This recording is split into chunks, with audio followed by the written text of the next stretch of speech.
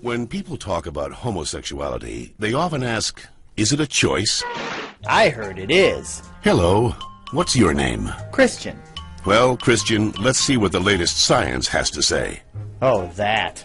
To help us, here are two gay people, George and Martha. Before we can answer, is it a choice, we must first determine what it means to be gay. How do you know you're a homosexual? The same way you know that you're straight. Since the 19th century, many theories about homosexuality have been offered that are untestable and contradictory. Male homosexuality is the result of an absent father and an overbearing mother. See ya. Stand up straight, dear. And the female homosexual has never recovered from her anger over not having the penis. She wishes to avenge her perceived castration by taking another female as her sexual object. You're kidding me, right? Well, I've always been told that homosexuality is unnatural. Is it? In fact, homosexual relations are common in nature, including zebras, baboons, dolphins, sheep, buffalo, ducks, foxes, elephants, horses, gorillas, moose, house cats, pigs, mice, rabbits, swans, and lions, to name a few. Well, okay, but we're not animals. Human beings have free will. You don't just decide who to love. Settle down there, Martha. Christian does have a point, but let's take a look at the most recent scientific evidence. As they study sexual orientation, scientists are currently looking at three main areas: genes, hormones, and birth order. Of course, most of these studies focus only on male sexuality. Sorry, Martha. What a shock. Let's first look at studies of identical twins. Hi. When one identical twin is a gay man, the other twin is gay up to 70% of the time, far higher than would occur if genes played no role.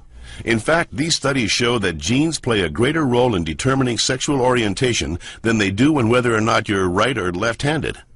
And we don't punish the left-handed. Well, not anymore. Let's get it! Scientists have recently noticed a striking statistical phenomenon. Studies show that having older brothers increases the odds of a boy being homosexual. Moms always baby the youngest, making them gay. No, that's not it. When a woman is pregnant with a boy, scientists are realizing that her female body often sees the male fetus as a foreign object and begins to produce antibodies against it.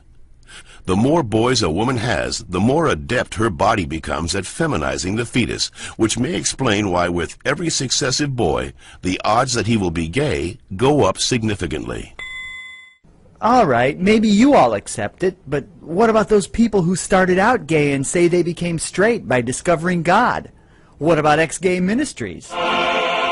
Even so-called ex-gay ministries don't claim to change a person's inner sexual desires, just his or her sexual conduct.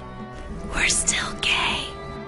If these places really work, why don't they all use the same technique? Why does each ministry experiment its own way? Well... And why have so many members and leaders recanted earlier claims that they were changed? Maybe these programs don't work for everyone, but what's the harm? How about the feelings of shame and guilt they instill and reinforce in their victims? Or the money, energy, and time they sap from people who have nothing wrong with them? Says you. Well, in point of fact, not just George says that, Christian.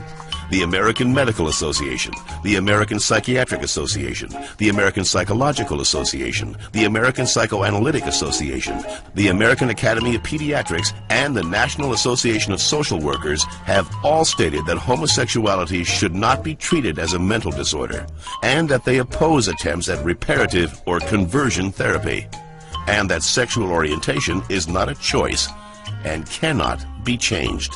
So that's it. I'm supposed to believe that it's not a choice just because all those doctors and scientists say so? Or you could just ask us. I do know this one girl named Heather who goes back and forth, but she's Shut up.